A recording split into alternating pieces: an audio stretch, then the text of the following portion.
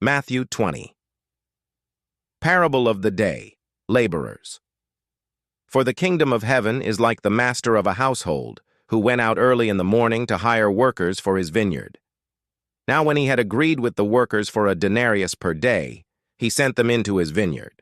And he went out about the third hour and saw others standing in the marketplace, idle. And to them he said, "You go into the vineyard too, and I'll give you whatever is right." So they went. Again he went out about the 6th and 9th hour and did the same. And about the 11th hour he went out and found others standing around. And he said to them, "Why have you been standing here idle the whole day?" "Because no one hired us," they said to him. He said to them, "You go into the vineyard too." Now when evening came, the owner of the vineyard said to his foreman, "Call the workers and pay them their wages, beginning from the last to the first." And those who had come about the 11th hour, each received a denarius. And when the first came, they supposed that they would receive more, yet they too received a denarius. But when they received it, they began to grumble against the master of the house, saying, "These last guys did 1 hour, and you've made them equal to us, who bore the burden and scorching heat of the day." But answering, he said to one of them, "Friend, I'm doing you no wrong. Didn't you agree with me on a denarius? Take what is yours and go. But I want to give this last guy the same as you.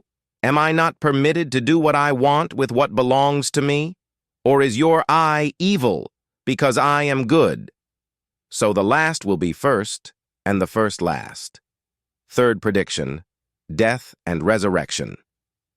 Now, as Yeshua was going up to Jerusalem, he took the 12 aside privately, and on the way, he told them, "Look, we're going up to Jerusalem, and the Son of Man will be handed over to the ruling Kohanim and Torah scholars.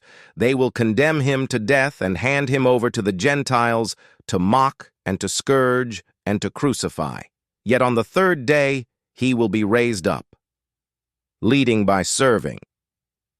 Then the mother of the sons of Zebedee came with her sons to Yeshua, and she was kneeling down and asking something from him. "What do you want?" he said to her. She said to him, "Declare that these 2 sons of mine might sit, one on your right and one on your left, in your kingdom." But Yeshua replied, "You don't know what you're asking. Are you able to drink the cup I am about to drink?" "We are able," they say to him. He said to them, "You shall indeed drink my cup, but to sit on my right and left, this isn't mine to grant. Rather, it's for those for whom it has been prepared by my Father." Now when the 10 heard, they became indignant with the 2 brothers. But Yeshua called them over and said, "You know that the rulers of the nations lord it over them, and their great ones play the tyrant over them. It shall not be this way among you. But whoever wants to be great among you shall be your servant, and whoever wants to be first among you shall be your slave. Just as the Son of Man did not come to be served, but to serve, and to give his life as a ransom for many. What do you want me to do for you?" Now as they were leaving Jericho, a large crowd followed him. And here 2 blind men sitting by the roadside, when they heard that Yeshua was passing by, cried out, saying, "Have mercy on us, O Master Ben David."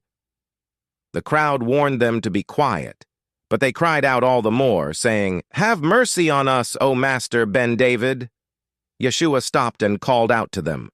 "What do you want me to do for you?" he said. They said to him, "Master, let our eyes be opened." Moved with compassion, Yeshua touched their eyes. Instantly they regained their sight and followed him.